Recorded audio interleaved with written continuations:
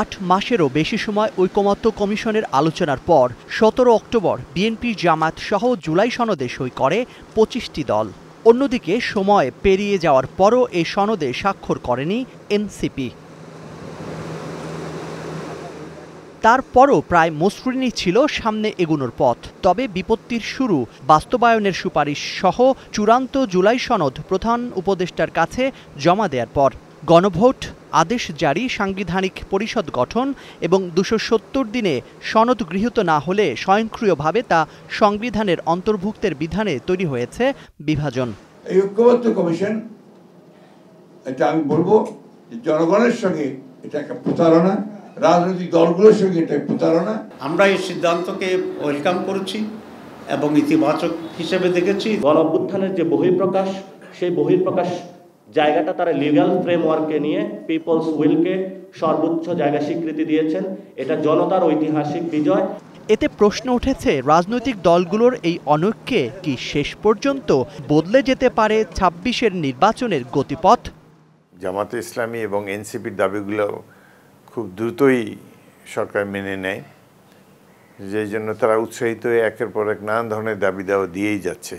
BNP কখনোই একমাত্র নির্বাচনের দিন গণভোট হতে পারে, এর ব্যত্যয় বিএনপি কখনোই মানবে না। নির্বাচনের আগে গণভোট আমরা মেনে নেব না। এই জন্য যা কিছু করা প্রয়োজন আমরা করব। আমরা আশা করি যে নির্বাচন কমিশন এবং অন্তর্বর্তীকালীন সরকার এই ধরনের বিশৃঙ্খল কর্মকাণ্ডের সূত্রপাত করবে না। দ্বিমত করে, মতবিরোধ করে, বিভ্রান্তি সৃষ্টি করে, তাহলে জনমনে এটাই প্রতীয়মান হবে যে আসলে জুলাই সনদ বাস্তবায়ন হোক, সেটা তারা চায় না। কিন্তু জনগণ কেন এটা খেসারত দেবে? জনগণ নির্বাচনমুখী, নির্বাচন অনিশ্চয়তার যে পরিস্থিতি তারা সৃষ্টি করেছে, এইটার জন্য যদি কোনো ধরনের পরিস্থিতি তৈরি হয়, এই জন্য দায়ভারও তাদের নিতে হবে। আর এক্ষেত্রে সরকারও দায় এড়াতে পারবে না। অন্যান্য দলের যে সমস্ত বিষয় আছে সেগুলো আসলে মীমাংসা করা সম্ভব। বিএনপিরই আসলে মেজর সব দ্বিমত আছে, সেগুলো যদি তারা কম্প্রোমাইজ করে তাহলে আসলে এই এখনকার যে অবস্থা সেটা কাটানো যাবে বলে আমি মনে করি।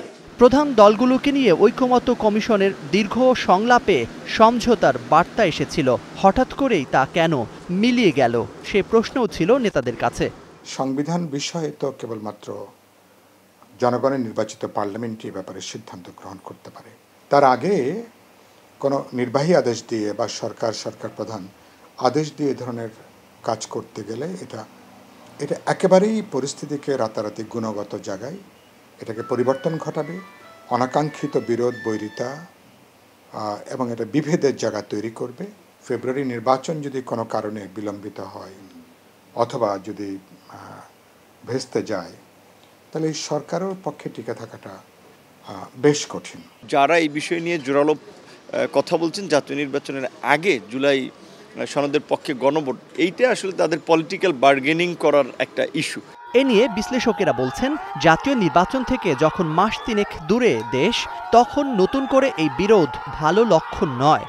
যেহেতু আপনি রাজনৈতিক দলের সাথে আলোচনায় করছেন, তাদের প্রতি আপনার আস্থা রাখতে হবে। তো এখন আপনি 270 দিনের যে বাধ্যবাধকতা দিচ্ছেন, এটাতে এক ধরনের চাপায় দেওয়া, তাই না? তো সেই চাপাই দিলে তারা মানবে কেন? এবং নির্বাচন পিছানোর দাবি উঠলে এটা তো বিরাট সংকট তৈরি হবে আবার দেশে।